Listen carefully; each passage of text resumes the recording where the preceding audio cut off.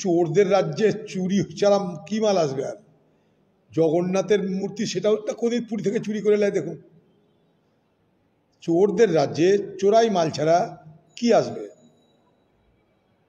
জগন্নাথ দেবের মন্দিরটা ওটা একটা ধাম। ভারতবর্ষের 4টে ধাম কালকে আমি বলেছি, একটা বদ্রীনাথ, একটা দ্বারকা, একটা পুরী, আর একটা রামেশ্বরম। শয়ে শয়ে বছর, হাজার হাজার বছর ধরে ভারতবর্ষে যারা হিন্দু তারা মনে করে 4টে হচ্ছে ধাম। দিদি বলছে না, রাখতে হবে আমার নাম, তাই বানাবো নতুন ধাম। কোথায়? দীঘায়। দিদি আরেকটা হিন্দু ধর্মের আরেকটা সস্তা হবেন, অথচ এটার সঙ্গে কিন্তু মানুষের সেন্টিমেন্ট জড়িত। কালীঘাট সেটা কালীঘাট, শ্মশান ঘাট সেটা শ্মশান ঘাট। দিদি এখন কালীঘাট শ্মশান ঘাট এক করে দিচ্ছে। সমস্যাটা এই জায়গাটায়। মমতা ব্যানার্জিকে আগামী ইউজ করতে হবে, আপনি কালীঘাটের মমতা, শ্মশান ঘাটের মমতা, এই জায়গায় দিদি নিয়ে যাচ্ছে। কার লাইন কি লাইন যাই না, তবে হিন্দুত্ব বলুন, মন্দির বলুন, রামনবমী বলুন, হনুমান জয়ন্তী বলুন, এগুলো আগে হতো, এখনো হয়। কিন্তু এখন কি হয়? বিজেপি ভার্সেস তৃণমূল হয়। রাম কার?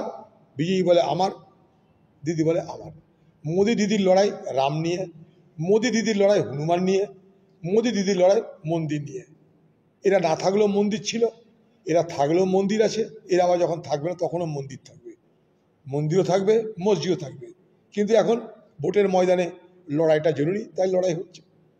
রুফটপ রেস্তোরাঁ রাস কলকাতা পুরসভায় বিজ্ঞপ্তি জারি করে আসছেন, সাদার্ন অ্যাভিনিউ থেকে বাধা পেয়ে ফিরতে হলো পূর্ববঙ্গীদের। সাদার্ন অ্যাভিনিউ যখন গেছিল তখন ফিরতে হয়েছে বাধা পেয়ে। দেখুন, আজকালকার যে কোনো বড় বড় শহরে যান, সেখানে রুফটপ বার, রুফটপ রেস্টুরেন্ট আছে। এমনকি কোনো মাল্টি স্টোরের বিল্ডিং যারা আজকাল করে, সেখানেও রুফটপ রেস্তোরাঁ থাকে। এটা আমরা ইউরোপের এইসব কালচার, আমেরিকার এইসব কালচার আমরা ভারতে বড় বড় শহরে সব জায়গায় দেখতে পাই। এখন এটা কিছুই না, মানে দেখাচ্ছে সরকার, দেখো আমরা কতটা কড়াভাবে এই আগুনের ঘটনায় আমরা পদক্ষেপ করছি, অথচ সবাই সব কিছু জানত। রুফটপে কোথাও আগুন লাগে বলে শুনিনি, যেখানে আগুন লাগে সেখানে আগুন নিবারণের ব্যবস্থা দিদি রাখেনি। এখন সাধারণ মানুষকে চোখে ধুলো দেওয়ার জন্যে এইসব একটু এদিক ওদিক সেদিক এ করা হবে। মানে বউকে শাসন করতে পারে না, ঝিকে মেরে বউকে শাসন করে, দিদি এখন তাই করছে।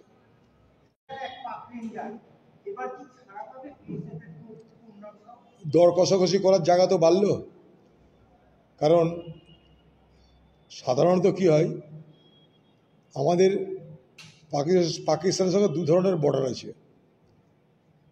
একটা হচ্ছে LOC, লাইন অফ কন্ট্রোল, আরেকটা ইন্টারন্যাশনাল বর্ডার, সেটা তোমার জম্মুর দিকে।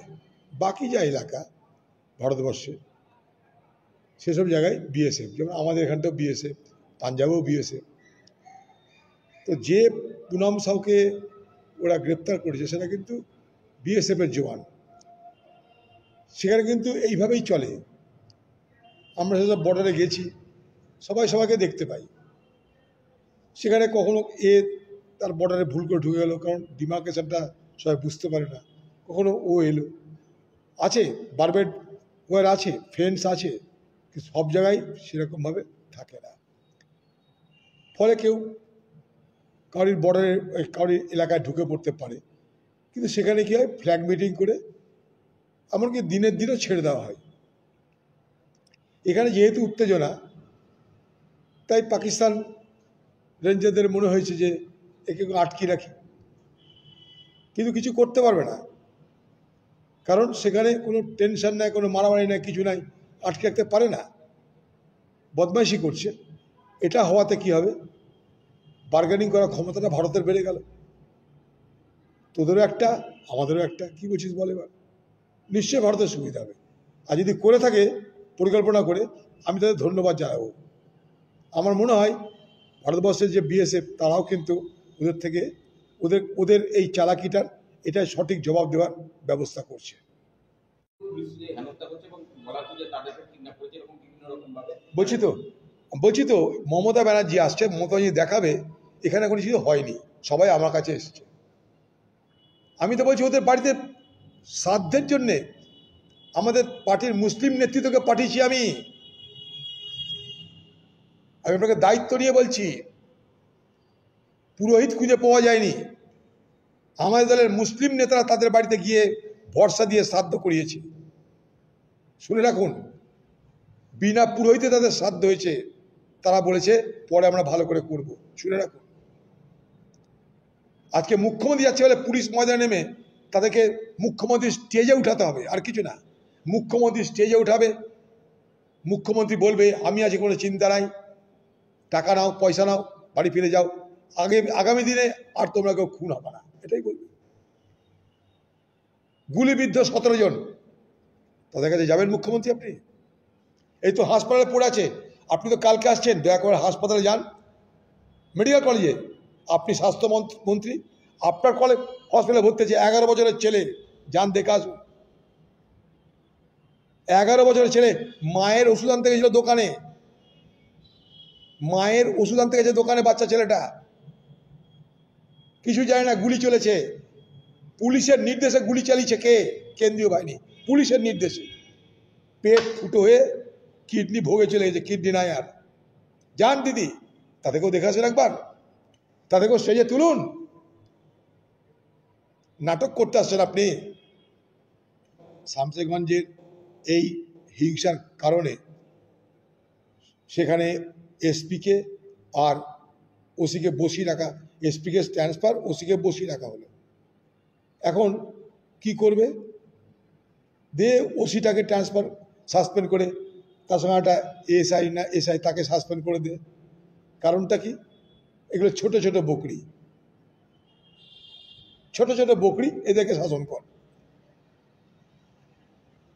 আমার প্রশ্ন প্রথম দিন থেকে আমি করেছি, ওখানকার ওসি, ওখানকার এসআই যাকে সাসপেন্ড করা হচ্ছে বা বরখাস্ত করা হচ্ছে, যাই হোক, এই ঘটনা যখন ঘটে তখন তাদেরকে সক্রিয় হয়ে ব্যবস্থা নিতে কে মানা করেছিল? মোবাইলের যুগ, সবাই সব কিছু জানছে, বুঝছে, মিডিয়াতে চলে আসছে কে কোথায় যাচ্ছে না যাচ্ছে। আর 5 থেকে 7 মিনিট দূরত্বের থানা, তারা জানে না?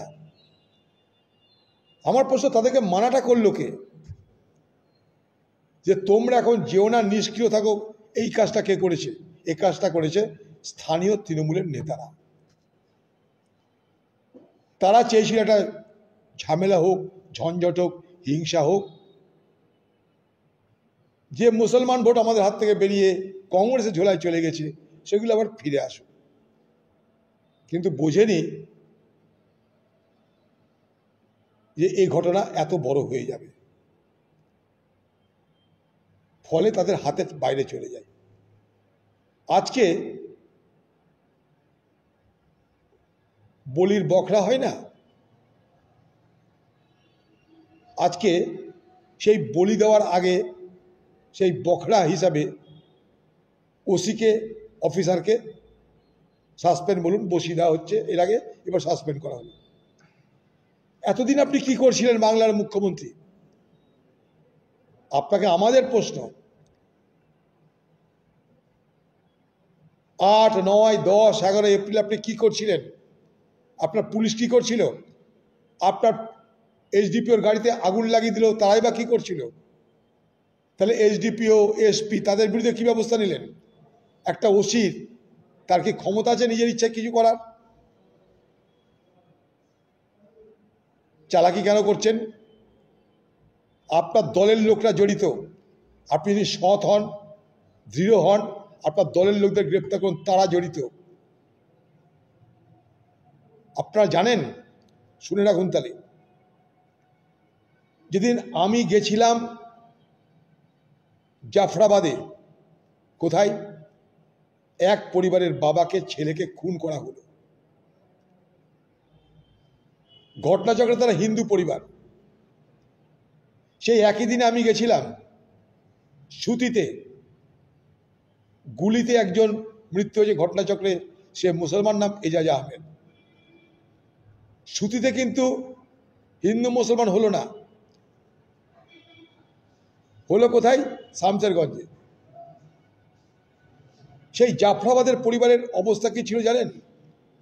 তাদের ক্ষমতা হচ্ছিল না হিন্দু পরিবারের শ্রাদ্ধের ব্যবস্থা করার। 3 দিন পর শ্রাদ্ধ,